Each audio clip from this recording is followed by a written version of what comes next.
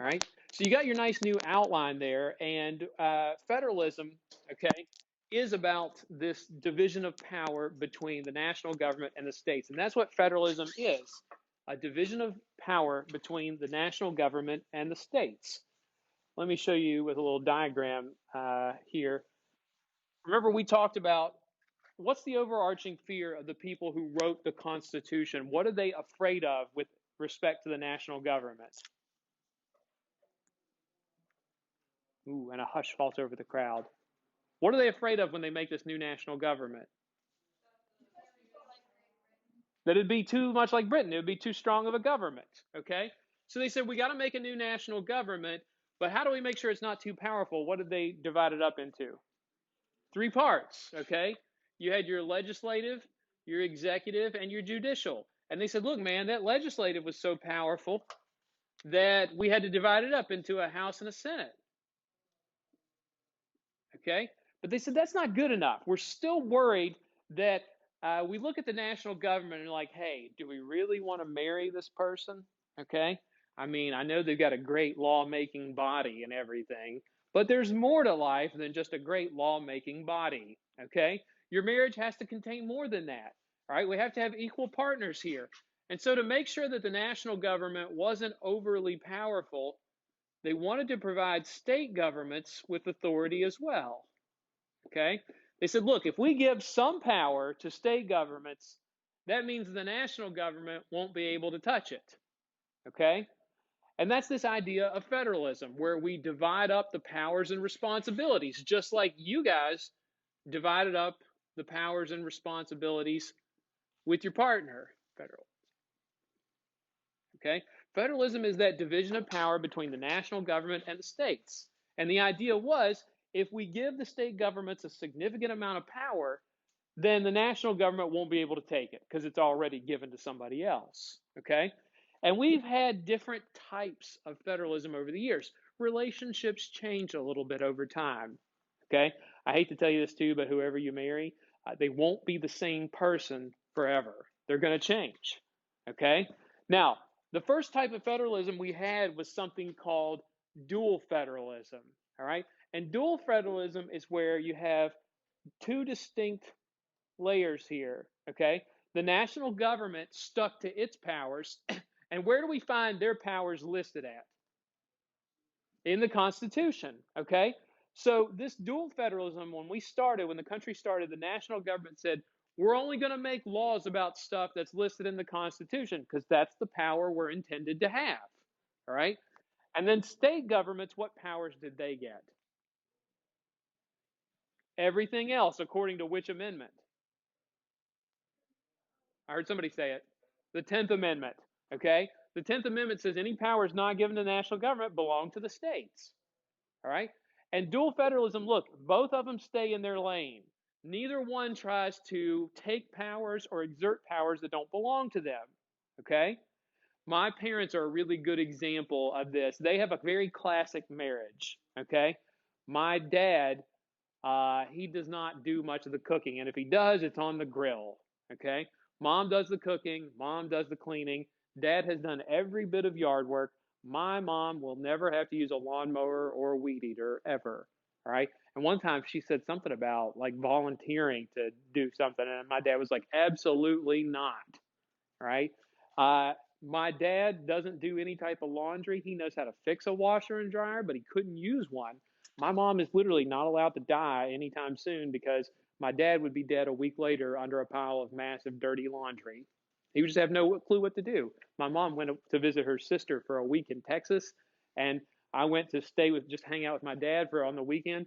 And like, bless his heart, he just had like a bunch of cans of soup that he bought at the grocery store. I'm like, what is this? I had to go to the store and like actually get some stuff, and that's bad when I'm the one doing that.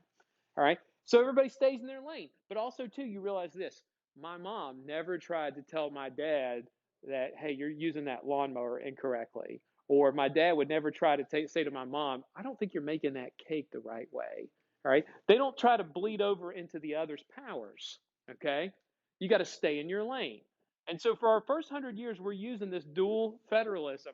Now, dual federalism, and I swear I'm not making this up, it's also called layer cake federalism. Ooh, because there are distinct layers. Right? I like cake. Don't you like cake? Layer cake is delicious, especially chocolate. Although my favorite is yellow cake with chocolate icing. Don't at me. Don't you look at me like that. Squish your little head. It's not gross, it's delicious. Okay? Red velvet's a close second. All right, stop shaking your head. You are weirdos. Okay? Now, layer cake, a distinct layer. There's one layer that's the national government, one layer that's the states, and they don't bleed into it. Up through the Civil War, that's the type of federalism we used, and we had a really happy marriage, right? And then Southerners ruined it with the Civil War. Okay? After the Civil War, America moved away from this dual federalism or layer cake, and they moved into something called marble cake federalism. It's another type of cake. If you've never seen marble cake before, that's what it looks like. If you go to Starbucks, they have a delicious type of marble cake. High in calories, but very tasty. Okay, that's marble cake. What's distinct? What makes it distinct from layer cake? It's all mixed together. There's no distinct layers. There's no separation of things. Marble cake federalism is when the national government starts to take power away from the states. Okay? That's marble cake federalism, when the national government starts to take powers away from the states. Hey, Moses, do me a favor. Read the theme for this chapter here. What does it say at the top of that outline? You're a habitual line stepper, and that's the national government. They're always overstepping the boundary. Okay? And you ever know people like that? You tell them not to do something, and they want to do it just because they want to be cantankerous. Anybody in here like that? Maggie, you're like that. You're kind of a line stepper. Really? If I said you couldn't do something because you're a female, what would you? You would be a line stepper. And it'd be really easy to get you to do that. I'm like, well, girls can't do it. And you'd be like, I will show you, Mr. Scalise. Okay? And a lot of you, I could get you to cross some lines, right? The national government, it's not hard to get them to cross lines. They do it frequently. Okay? Now, marble cake federalism, all right? I want you to think of a couple different things because we're still kind of in the midst of it. We're moving away, but I want you to think about a couple things. For example, does the national government make laws about marijuana, heroin, and other illicit drugs? It's by both of them. Both of them have those. For example, will the FBI and the DEA arrest you if you're, those are federal agencies, will they arrest you if you have 100 pounds of marijuana in your house? Oh, yeah, probably. All right. But here's the question that we should be asking to an extent. Is there anything in the Constitution that says that the national government has the power to make laws about marijuana? You're like, I doubt it, because marijuana wasn't really a thing at that point. All right. Wait a second. How about education policy? Is there anything in the Constitution that says that the national government can make laws about education? No, because there weren't even public schools then. All right. So who should be making the laws about those? States should. Okay. But the federal government does it anyways. Have you guys heard of the No Child Left Behind Act? Passed in 2001, it made a lot of changes to education, and some of them they've gotten rid of. But it said that, for example, you have to have a certain percentage of highly qualified teachers in every building. It says that you have to show adequate yearly progress, meaning that kids have to demonstrate they're getting better every year. And how do we show that kids are progressing from one year to the next? Testing, man. Freaking test. You're like, oh, I heard yesterday was interesting. All right. I know. Accidents happen. I know. Against your will. It happens every day. All right. But who should be making laws about education? National government or states? States. All right. The national government has slowly taken a lot of these powers that had been traditionally reserved for the states. All right. Now, in the 1980s, Republicans have wanted to see us move into something that they call devolution, where we hand powers back to the states and we try to restore some balance. Okay? You get the 1980s, ultimately, they wanted to restore some of those powers back to the states, and you get something called devolution. They even tried to be funny with it, called the devolution revolution. I'm like, nah, that's too many. It's just no wrong. All right, you all don't remember this because you guys were like, I was barely a kid, but for a long time, the national government passed a law that said there was a national speed limit on U.S. highways. So like Route 60, U.S. Route 60, or if you go over to Ohio, there's that long straight stretch of road there. It's a U.S. highway, okay? And the max speed limit on any U.S. highway was 55 miles per hour. All right. And that was really annoying because are there some stretches of those U.S. highways that you could know that you could safely drive over 55? Yes. But they're like, there's too many accidents. Also, fuel burned more efficiently at 55 miles an hour than at other speeds. And even auto manufacturers at the time, they came up with like they would highlight or supersize the 55 on your speedometer so that you knew that was the national speed limit. And people were like, why is the national government making a speed limit? Is there anything about speed limits in there? No, they're not. And eventually they repealed it. And they're like, look, we're giving you states' powers back again. Okay? It was a small thing, but at the same time, it was a step in the right direction. Here's another one. Does the government regulate what auto manufacturers have to do with their cars? Oh yeah, absolutely. Like your dad's in the car business. Can you think of an example of a regulation? States and the federal government do it. Here's one of this, and that goes in the manufacture of cars. What is, for example, what does every car have to have inside in the interior? Airbags and seatbelts. Airbags and seatbelts.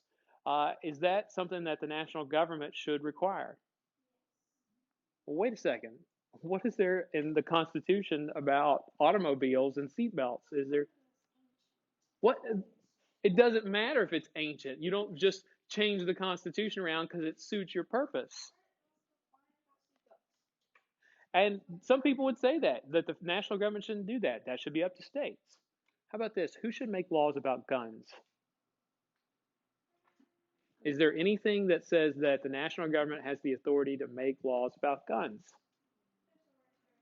That's the right to bear arms, but that doesn't say they can make laws about guns.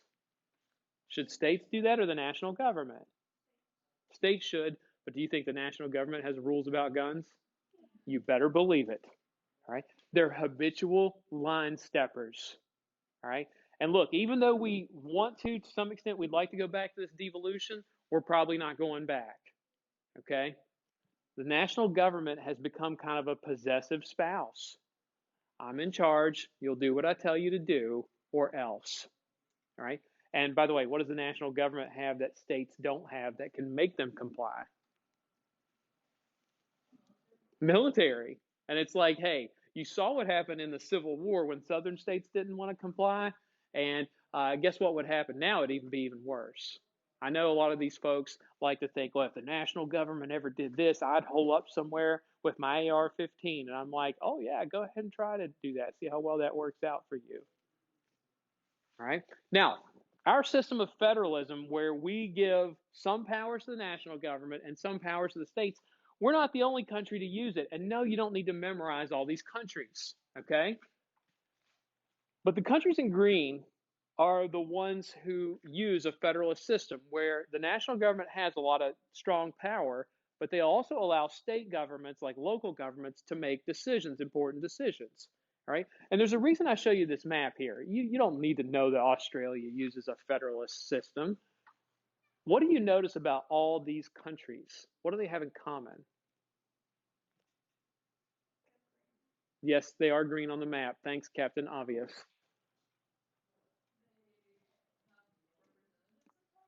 Not a bad guess, but that goes with the territory. It's not what we're looking for. If you only knew this map, if you could only see this map, what would you be able to say about all those countries in green? Or most of them? They're what? Geographically, they're large, okay? And having a federalist system is really good for areas like that. We talked about this in the first chapter, but in the United States, Is somebody from this part of the country on the East Coast the same as somebody on the West Coast? No. The same would hold true for like Brazil. Somebody from down here differs from this part. So having strong state governments lets you account for regional differences. Like we would never want to legalize prostitution here in West Virginia because it's the Bible Belt. And you're like, look, there's some things some lines we just don't cross. But you go in Nevada and they're like, well, prostitution's really not that bad. These are just working girls trying to get their way through school. That's not true. They're not trying to work their way through school. All right. So it accounts for regional differences. You'll notice that. But if you look at a smaller place, like here's Portugal, okay? Portugal, they don't need really state governments. Why not? It's small. And what's the odds that, like, the odds are much greater that people in Portugal have a similar line of thinking than in the United States, okay? Now, you don't have to split power between national government and states like we do. There are alternatives, all right? And one alternative is instead of using a federalist system, you can use what's called a unitary system. A unitary system is where you have an extremely strong national government with weak states. Right? It's where you have an extremely strong national government with really weak states. The national government says, here's what we're going to do, and then it's followed. They're making all the rules. That's in a unitary system. All those countries up there that are in gray, they are all using unitary systems. China, for instance, even though it's big geographically, they believe in their strong central government, and the national government says we're going to do X, Y, and Z, and the little provinces, they just shake their heads and nod yes, because they don't have a choice, right? Great Britain uses a unitary system, right? It's a small country. Most people think in similar lines anyway. Opposite of that, you have what's called a confederation. This is where you have a really weak national government. Okay? It's where you have a really weak national government and all the authority is with the states. Okay? All the authority is with the states.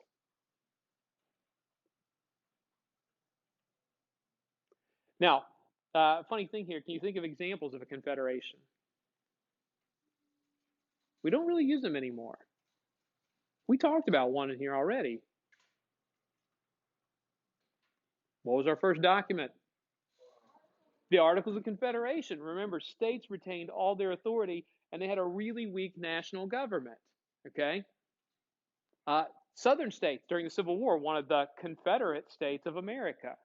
They wanted a government like this, where the national government wouldn't tell them what to do. Now, the last thing I want to leave you with, actually, there's two things I want to leave you with. All right? Even though we split up our government like this into national government states, we said in any good marriage, somebody's got to have the final say. Okay? Who has the final say in this? National government. What clause in Article 6 gives them the final say? We'll talk about the supremacy clause later. Now, last thing to mention for sure, okay? We end up using a federal system because who did we get away from? Great Britain. They had a unitary system. We didn't like that. What did we try first? A confederation, and that didn't work out either. Literally, this is the only thing left. Imagine if you were going to school with with just three other people and you could date one of them, but you've already tried dating two of them. There's only one more option left, right? And that's America right there, y'all. Good place for us to stop for the moment.